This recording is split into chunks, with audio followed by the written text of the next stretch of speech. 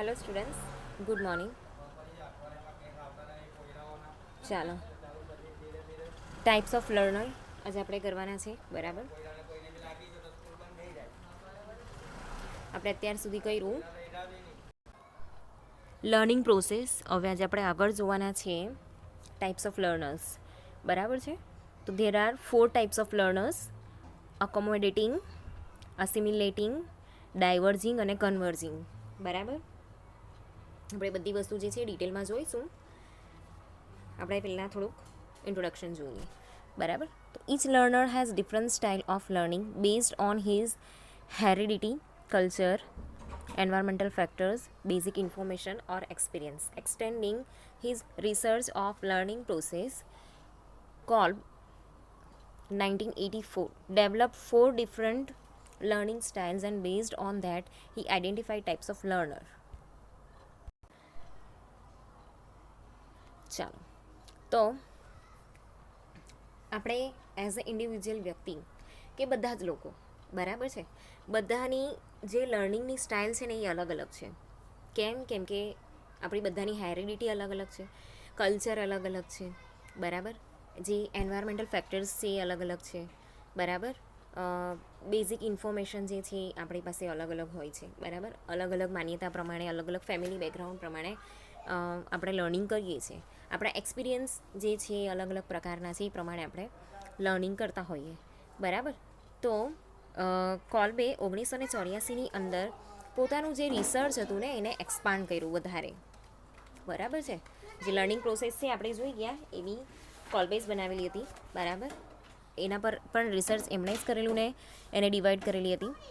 બરાબર છે, તો પછી એની અંદર વધારે એક્સટેન્ડિંગ કરીને કોલ્બે 1984ની અંદર આજે 4 ડિફરન્ટ સ્ટાઇલ્સ છે લર્નિંગની. બરાબર, એને ડેવલપ કરી. બરાબર છે, તો Kolb identified 2 spectrums. One is perception spectrum. બરાબર, પરસેપ્શન આપણે ઓલરેડી ભણી ગયા છે. બરાબર, પરસેપ્શન એટલે કે આપણા જે વિચારો છે, જે થોટ્સ છે, કોઈ બી વસ્તુ છે, સિચ્યુએશન છે, વ્યક્તિ છે, એના પ્રત્યે આપણા વિચારો. બરાબર, એને આપણે પરસેપ્શન કહીએ. તો પરસેપ્શન સ્પેક્ટ્રમ, બરાબર છે એ. અને સેકન્ડ પ્રોસેસ જે સેકન્ડ છે ઇઝ પ્રોસેસિંગ સ્પેક્ટ્રમ. બરાબર છે, તો અહીંયા નોર્થ અને સાઉથ અને ઈસ્ટ અને વેસ્ટ. બરાબર છે, એવી રીતે અહીંયા કોમ્બિનેશન આપેલું છે, અહીંયા છે. ઓકે, તો એઝ પર ડિરેક્શન આ છે ઈસ્ટ, આ છે વેસ્ટ, આ છે નોર્થ. આ બાજુ નોર્થ. હું જે ડિરેક્શનમાં બેઠી છું ને એ પ્રમાણે. બરાબર, નોર્થ અને આ સાઉથ. ઓકે, તો અહીંયા પહેલું છે ઈસ્ટ અને waste.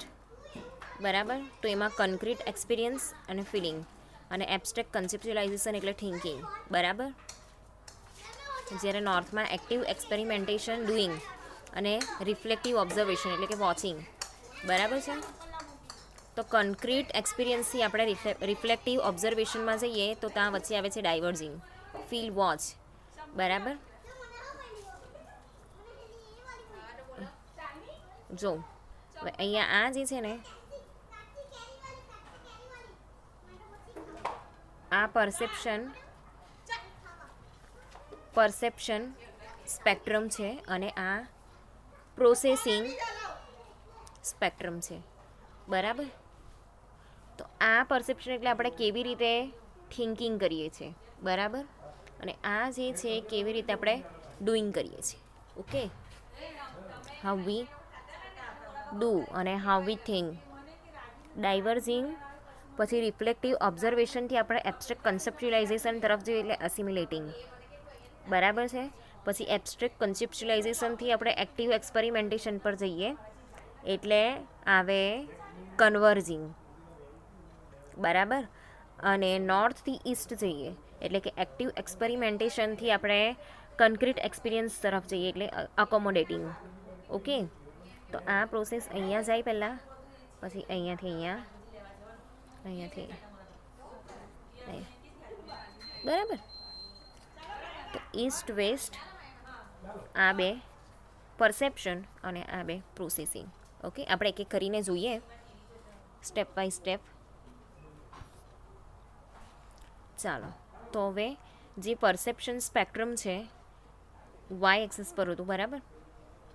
Ranges from experience to abstract conceptualization, બરાબર. When a person is passing through any experiences, he is feeling about the same and develop perception by thinking to conceptualization the abstract, બરાબર.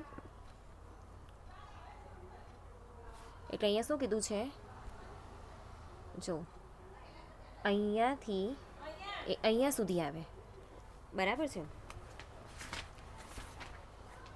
Perception spectrum.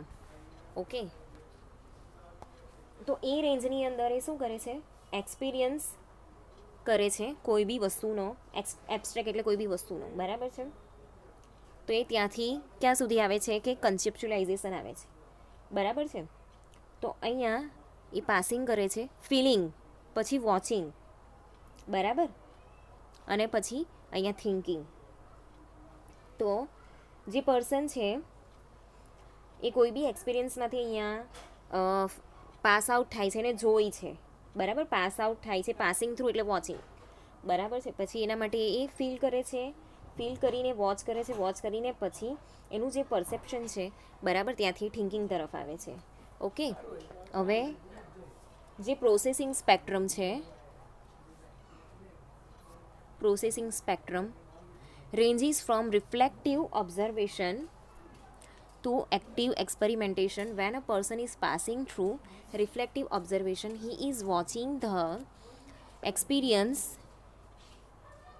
and when he is process of active experimentation, he is in the phase of doing the experience. Okay, એટલે okay, મારી થોડીક ભૂલ થઈ છે, બરાબર છે. જો હા, આ વાય એક્સિસ છે, બરાબર. ઓકે, એ ફિલિંગ પરથી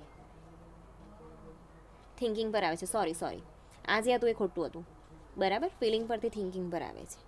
ઓકે, એ જ્યારે ફીલ કરે છે ત્યાંથી એ ફીલ કરે છે એના વિશે થિંક કરે છે, બરાબર. અને પ્રોસેસિંગ સ્પેક્ટ્રમની અંદર કેવું છે કે જે ઓબ્ઝર્વેશન કરે છે એ, બરાબર, અહીંયા જે ઓબ્ઝર્વેશન વોચિંગ કરે છે, બરાબર, એક્ટિવ એક્સપેરિમેન્ટેશન તરફ જાય છે, બરાબર છે. અને એનાથી જે પાસ થ્રુ કરે છે એનાથી એ રિફ્લેક્ટિવ ઓબ્ઝર્વેશન જે કરે છે અહીંયાથી, બરાબર છે. તો he is watching the experience and when he is process of active experimentation, એ કયા ફેઝ પર જાય છે, ડુઈંગના ફેઝ પર. ઓકે, એટલે પહેલાં આમ આવે ને પછી આમ આવે. ઓકે, ચાલો. તો અહીંયા છે different learning styles of learner. તો એક્ટિવ એક્સપેરિમેન્ટેશન AE અને રિફ્લેક્ટિવ ઓબ્ઝર્વેશન, તો ડુઈંગ અને વોચિંગ. તો કન્ક્રીટ એક્સપિરિયન્સની અંદર શું હશે, અકોમોડેટિંગની અંદર લીડિંગ, અડેપ્ટિવ અને રિસ્ક ટેકર. આટલા પોઈન્ટ યાદ રાખજો એટલે તમને લખતા આવડશે. અને જે રિફ્લેક્ટિવ ઓબ્ઝર્વેશન છે એની અંદર, વોચિંગની અંદર શું છે, ક્રિએટિવ, ઇમેજિનેટિવ અને ઓપન માઇન્ડેડ, બરાબર. આ તો એકદમ પેલું છે કે વાંચવાની બી જરૂર નથી, તમને ખબર પડી જ જવી જોઈએ. ઓકે, કે આની અંદર આટલી વસ્તુ હોવી જોઈએ. હવે એબ્સ્ટ્રેક્ટ કન્સેપ્ચ્યુલાઇઝેશનની અંદર થિંકિંગ છે, એટલે કેવી રીતે થિંક કરશે, લોજિકલી, ડિસિઝન મેકિંગ અને પ્રોબ્લેમ સોલ્વિંગ, બરાબર. અને અસિમ્યુલેટિંગ એટલે પ્લાનિંગ કરશે, ક્રિએટિંગ મોડેલ્સ અને પેશન્સ, બરાબર. આટલા પોઈન્ટ્સ એના છે. ચલો આપણે જોઈ લઈએ. Based on this two spectra, the 2x2 matrix was develop for explanation the two of learners based on different learning styles, બરાબર. તો first learner style is accommodating style, which is a combination of CE અને AE, બરાબર. જે પહેલું છે ને એ છે CE અને AE. ઓકે, accommodating style એટલે જે કોન્ક્રીટ એક્સપિરિયન્સ છે એ અને એક્ટિવ એક્સપેરિમેન્ટેશન છે એ. તો first learner style is accommodating style, which is a combination of CE and AE. The accommodating learning style learners like to have is hands-on and relies on intuition rather than logic. બરાબર. તો જે અકોમોડેટિંગ learning style છે એની અંદર જે learner છે, બરાબર છે, એ hands on and relies on intuition rather than logic. બરાબર.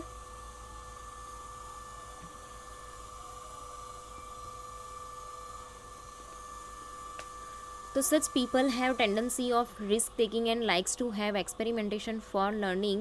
They adapt the changes frequently and continues the learning process by accommodating those changes in behavior. તો અહીંયા એ લોકો શું કરશે કે લોજિકલી વિચારવા કરતાં એ લોકોના ઇન્ટ્યુશન પ્રમાણે એ લોકોને એવું લાગે છે કે હા આ વસ્તુ આવી હોવી જોઈએ, ઇન્ટ્યુશન, બરાબર છે, અને એના પર હાથ અજમાવે છે. ઓકે. તો એ લોકો એ એક્સપેરિમેન્ટેશન કરે છે. તો એ લોકોની એવી ટેન્ડન્સી હોય કે એ લોકો રિસ્ક લે છે અને એવી એક્સપેરિમેન્ટેશન કરવાનું એ લોકોને ગમે છે, બરાબર. અને એ એક્સપેરિમેન્ટ કરવાથી એ લોકોને જે પણ ચેન્જીસ જે છે એ ફીલ થાય છે કે એમાંથી કંઈ પણ લર્ન કરે છે, બહુ જલ્દી ફ્રિકવન્ટલી એને એ ચેન્જીસને અડેપ્ટ કરી લે છે, બરાબર છે. તો આ જે લર્નિંગ પ્રોસેસ છે, બરાબર છે, એનાથી એ લોકો બહુ જલ્દી અકોમોડેટિંગ કરી લે છે, પોતાના બિહેવિયરની અંદર બી ચેન્જીસ કરી લે છે. તો marketing people are example of accommodating. બરાબર. માર્કેટિંગના જે લોકો છે નવું જે પણ માર્કેટિંગ સ્કિલ આવે એ બધી વસ્તુ શીખી લે, બરાબર છે. Second learner style is diverging style. બરાબર. તો which is a combination of C and RO. C એટલે કન્ક્રીટ એક્સપિરિયન્સ અને રિફ્લેક્ટિવ ઓબ્ઝર્વેશન. તો they prefer to watch rather than do. એ લોકો શું કરશે, પહેલાં વોચ કરશે, બરાબર, વોચ કરશે અને પછી વસ્તુ જે છે એને આગળ વધારશે. તો tending to gather information and use imagination to solve problems. એ લોકો શું કરશે, પહેલાં બધી ઇન્ફોર્મેશન જે છે એ ભેગી કરશે, પછી ઇમેજિનેટિવ પાવરથી એ લોકો એ પ્રોબ્લેમને સોલ્વ કરશે. તો such people are able to think from different perspective to identify different solutions. તો અહીંયા એ લોકો શું કરશે કે એ લોકોનો થિંકિંગ પાવરને એ લોકો યુઝ કરે છે, બરાબર છે, અને એના પરથી ડિફરન્ટ પર્સપેક્ટિવથી અહીંયા જે ડિફરન્ટ સોલ્યુશન્સ છે, બરાબર છે, એને એ જોશે, બરાબર, ઇમેજિનેટ કરશે અને વિચારશે કે અહીંયા કામ લાગે છે કે કેમ. તો they can think in different direction from taking the experience. તો ડિફરન્ટ ડિરેક્શન્સની અંદર એ લોકો વિચારે છે, બરાબર છે, પોતાનો જે એક્સપેરિમેન્ટ કરે છે, એક્સપિરિયન્સ લે છે એની અંદરથી, બરાબર છે. And hence they are very imaginative in nature. બરાબર છે, બહુ જ ઇમેજિનેટિવ નેચરના હોય, લાઈક આર્ટિસ્ટ, મ્યુઝિશિયન, કાઉન્સેલર, બરાબર. એ લોકોની જે પર્સનાલિટી છે કેવી છે, ડાયવર્જિંગ ટાઈપની. હવે એના પછી છે કન્વર્જિંગ. તો એ જે લર્નિંગ સ્ટાઇલ છે which is a combination of AC and AE, એટલે કે એબ્સ્ટ્રેક્ટ કન્સેપ્ચ્યુલાઇઝેશન અને એક્ટિવ એક્સપેરિમેન્ટેશન. તો they can solve problems and we use their learning to find solutions to practical issue. બરાબર. પ્રેક્ટિકલ ઇશ્યુ તો હવે એવા scientist પણ હોઈ શકે, બરાબર. પ્રેક્ટિકલ ઇશ્યુ એ લોકોને વધારે આવે, ડૉક્ટર હોય, બરાબર છે, એ લોકોને હોય, જે ટેકનિકલ ફિલ્ડવાળા હોય એ લોકોને હોય, બરાબર છે. તો એ લોકો જે છે પોતાનું જે લર્નિંગ એ લોકો પાસે કેવું છે કે જે પણ ભણેલા છે, બરાબર છે, એમાં એ પોતાના પ્રેક્ટિકલ ઇશ્યુ છે, બરાબર છે, જે પણ શીખીને આવ્યા છે એની અંદરથી સોલ્યુશન શોધવાનું એ લોકો વિચારે છે. લોજિકલી એ લોકો વિચારે છે, પછી ડિસિઝન મેકિંગ કરે છે અને પ્રોબ્લેમ સોલ્વિંગ એ લોકો કરે છે, બરાબર. 3 પોઈન્ટ આવી ગયા. તો they prefer technical task and are less concern with people and interpersonal aspects. બરાબર છે. તો એ લોકો ટેકનિકલ ટાસ્કમાં વધારે માને છે. લોકો શું વિચારશે કે ઇન્ટરપર્સનલ જે આસ્પેક્ટ્સ છે એને ઓછું પણ પ્રેક્ટિકલી વધારે વિચારે છે. તો such people are specialist in technical knowledge and technologically skill. બરાબર. ટેકનિકલ નોલેજ એટલે જે એન્જિનિયર્સ છે એ, બરાબર, સાયન્ટિસ્ટ હોય, ડૉક્ટર્સ હોય, તો they like to have experiment with new ideas to stimulate. બરાબર. નવી આઈડિયાઝ જનરેટ કરતા હોય, સિમ્યુલેટ કરતા હોય, બરાબર.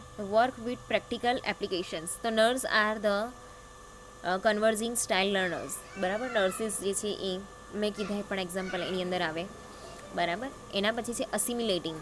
અસિમ્યુલેટિંગ એટલે કે એસી અને આરઓ એટલે કે એબ્સ્ટ્રેક્ટ કન્સેપ્ચ્યુલાઇઝેશન અને reflective observation. Such people have preferences of systematic and well planned. બરાબર છે, સિસ્ટમેટિક અને વેલ પ્લાન્ડ વેમાં એ લોકોને જવાનું ગમતું હોય. બરાબર, એટલે પ્લાનિંગની સાથે કરતા હોય, ક્રિએટિવ મોડલ જે હોય એ કરતા હોય. બરાબર, પેશન્સ હોય એ લોકોની અંદર, તો they prefer concise and logical approach and they are less concerned with people and interpersonal aspect. હવે કોન્સાઇન્સ એટલે બુદ્ધિશાળી હોય, લોજિકલ અપ્રોચ હોય, તો એવા તો સાયન્ટિસ્ટ પણ હોય. બરાબર, સાયન્ટિસ્ટ જે છે એ ઉપર કરતાં નીચે વધારે ફિટ બેસે છે. And they are less concern with people and interpersonal aspect. બરાબર, લોકો શું વિચારે છે એ લોકો વિચારતા નથી. તો such people excel at understanding wide-ranging information and organizing it in a clear logical format and hence they are good at creating models. બરાબર, ક્રિએટિંગ મોડલ્સ. અચ્છા, અહીંયા સાયન્ટિસ્ટનું જ એક્ઝામ્પલ આપેલું છે, સાયન્સ ઓરિએન્ટેડ. બરાબર, તો અહીંયા જે કેવું છે કે એ લોકો પાસે જે પણ ઇન્ફોર્મેશન છે, વાઇડ રેન્જિંગ ઇન્ફોર્મેશન, એનાથી અહીંયા અન્ડરસ્ટેન્ડ કરે છે. બરાબર છે, બધી વસ્તુ ઓર્ગેનાઇઝ કરે છે અને એક ક્લિયર લોજિકલ ફોર્મેટ એ લોકો રેડી કરીને અહીંયા શું કરે છે કે એક મોડલ પણ રેડી કરી શકે છે એ લોકો. બરાબર, તો people of science oriented are assimilating style learners.